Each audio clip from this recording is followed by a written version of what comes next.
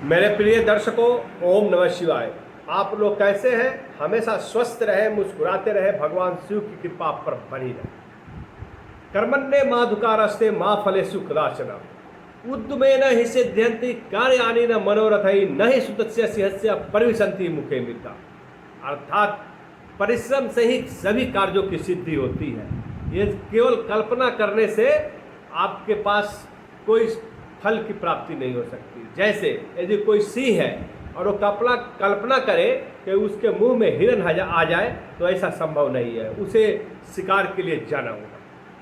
तो आज मैं सिंह राशि के सभी जातकों को बता दूं कि मई महीना में 6 ग्रहों का राशि परिवर्तन हो रहा है।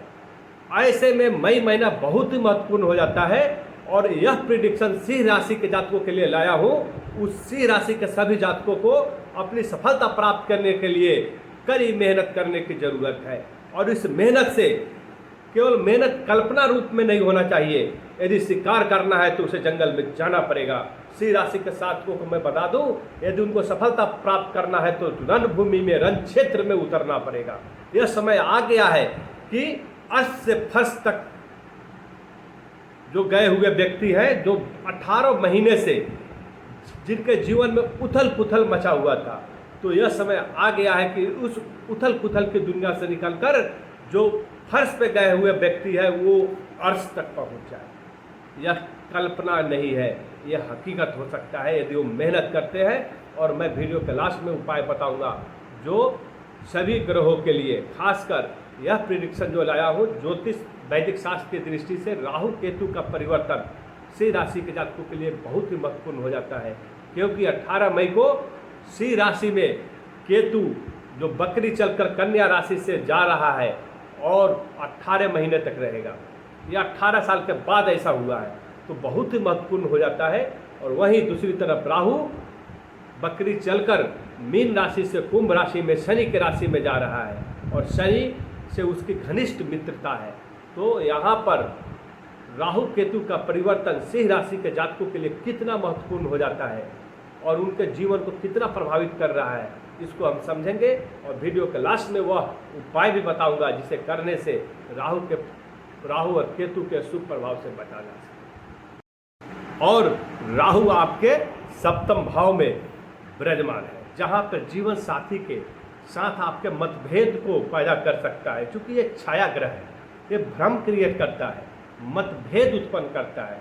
तो इस बात को समझने की जरूरत है। यदि कोई व्यापार किए हुए हो तो उस व्यापार मिलजुल कर किया हुआ है, साझेदारी में किया हुआ कोई व्यापार है, तो साझेदार के साथ आपका मतभेद नहीं हो, इस बात को समझना है। उसके बात को समझे। आपके पराक्रम में ये बढ़ोतरी कर रहा है। चूँकि यहाँ पर राहु की 9वीं दृष्टि आपके पराक्रम भाव पर पड़ रहा है, तो आपका पराक्रम बहुत ही हाई लेवल का होगा, बहुत ही उच्च किस्म का होगा। यह 18 महीना जो मई से 18 मई से शुरू होने वाला है, आप किसी भी काम को करने के लिए हमेशा तत्पर रहेंगे। तो ऐसे में साझेदार के साथ यदि कोई बिजनेस किया हुआ है तो साझेदार के साथ आपका रवैया, वातावरण बहुत ही अच्छा होना चाहिए, नहीं तो मतभेद उत्पन्न हो सकता है। इस बात का ध्यान रखें। जीवन साथी के साथ मतभेद नहीं हो रहा तो संबंध विच्छेद हो सकता है। 2 चीज़ को आपको विशेष ध्यान देने के लिए। अब आते हैं स्वास्थ्य के ऊपर। स्वास्थ्य आपका बहुत ही उत्तम रहेगा, लेकिन यदि आपके जोड़ों में दर्द है, बैक में समस्या, बैक पेन की समस्या रहता हो, तो ऐसे में आपको विशेष ध्यान देने की जरूरत है। त्वचा का विकार हो, कोई त्वचा स्किन डिजीज हो, एलर्जी हो, तो इसके विशेष ध्यान दें। आप डॉक्टर से दिखाएं या दवा लें। क्योंकि राहु आपके सप्तम भाव में है और केतु आपके लग्न भाव में है, तो केतु आपके स्वास्थ्य पे विशेष दृष्टि डाले हुए है। और ये छाया ग्रह है, जिस घर में जाता है उसी घर के अनुरूप पे कार्य करता है। तो सिंह राशि के जो स्वामी ग्रह है सूर्य देव है, तो सूर्य देव हो के स्वामी ग्रह होने के कारण सूर्य देव और राहु केतु के साथ संबंध अच्छे नहीं है। लेकिन इनके राहु केतु की मजबूरी हो जाती है, क्योंकि ये जिस घर में जाते हैं वो इनका अपना कंट्रोल नहीं रहता है, जो स्वामी ग्रह है उसका कंट्रोल रहता है। तो यहाँ पे दोस्ती तो नहीं रहेगी, ये अपना प्रकोप तो दिखाएगा है, लेकिन इनको मजबूरी में सूर्य के अनुरूप भी काम करना होगा, क्योंकि स्वामी ग्रह सूर्य है। तो ऐसे में आपके प्रति इसका रवैया अशुभ प्रभाव बहुत ही कम हो जाता है, आपके लिए शुभ फल का ही प्रदान करेगा राहु और केतु। तो केतु का जो दृष्टि पड़ रहा है, पंचम दृष्टि पड़ रहा है, वो आपका विद्या और संतान भाव पे पड़ रहा है। तो राहु केतु ऐसा ग्रह है जो एक उच्च शिखर तक पहुंचाता है व्यक्ति को। तो यहाँ में आपका संतान जो विद्यार्थी गण है उनको एक उच्चतम शिखर तक पहुंचने का समय आ गया। ये 18 महीना उनके सफलता प्रदान करने का समय आ गया, उनको सफलता मिलेगी। ये ग्रह दोनों है सफलता देते हैं। यहाँ पे इनका प्रकोप तो रहता है, भ्रमित तो करते हैं, लेकिन इस प्रकोप से यदि आप निकल गए, इस भ्रम माया जाल से निकल गए बाहर, डर से निकल गए, मन में भय पैदा करता है। कभी अचानक लगेगा कि आपको हम असफल हो रहे हैं, लेकिन उस असफलता के पीछे आपकी सफलता छिपी रहती है, क्योंकि आपका कठोर मेहनत ही वो सफलता दिलाएगा। क्योंकि इनको अपना कोई माप शक्ति नहीं है, ये जिस ग्रह में जाते हैं उसी ग्रह के अनुरूप काम करते हैं। तो इस बात का आप ध्यान रखें। तो सिंह राशि के सभी जातकों को मैं बता दूं कि आपके पराक्रम को इतना बढ़ाएगा जिससे आप अपने कार्य में बहुत ही व्याकुलता से, बहुत ही अग्रगामी होकर कार्य करने लगेंगे। तो इस जल्दीबाजी में, उठा पटक में आप कोई गलत काम न करें, इसका विशेष आपको ध्यान रखने की जरूरत है। ये ध्यान जरूर रखें आप। और इन विद्यार्थियों को मैं बता दूं, जो विद्यार्थी अपने परीक्षा के लिए बहुत मेहनत कर रहे हैं, तो उनको उच्चतम शिखर तक पहुंचाएगा ये केतु और राहु। ये एक जो बोलते हैं ना, एक मायावी रहस्यमय ग्रह है। तो ये रहस्यमय तरीके से व्यक्ति को उत्तम शिखर तक पहुंचाता है, बशर्ते एक गलत तरीका भी अपनाने को कहेगा, लेकिन इस गलत तरीकों को तो नहीं अपनाना है। आपको हमेशा ध्यान रखना है क्या गलत है क्या सही है। आप सही तरीके को अपना कर चले, ये आपका कुछ नहीं कर पाएगा।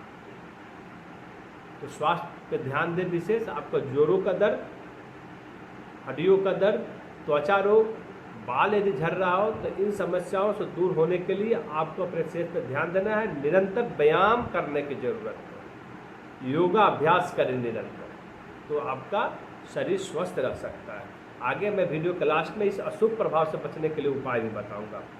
अभी कैरियर में आपका ग्रोथ बहुत देखने को मिल रहा है, आपको हर क्षेत्र में सफलता मिलेगी। राहु केतु का संयोग ऐसा बना हुआ है कि आपको हर क्षेत्र में सफलता दिलाएगा। नए दोस्त बनने के आपको अवसर मिलेंगे, आपके साथ दोस्ती के लिए बहुत अवसर प्रदान करेगा लोगों को, और आप आगे आएंगे उस दोस्ती को अपनाने के लिए। तो यहाँ पे आपको ध्यान देना है, अपने बौद्धिक क्षमता के अनुरूप संगति करना है।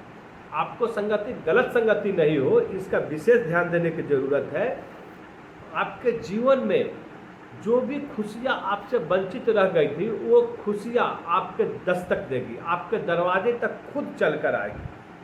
कार्य क्षेत्र में आपको अपने मेहनत के बदौलत आप अपने उच्चतम शिखर को प्राप्त करेंगे, आप अपनी हर सफलता को प्राप्त करेंगे।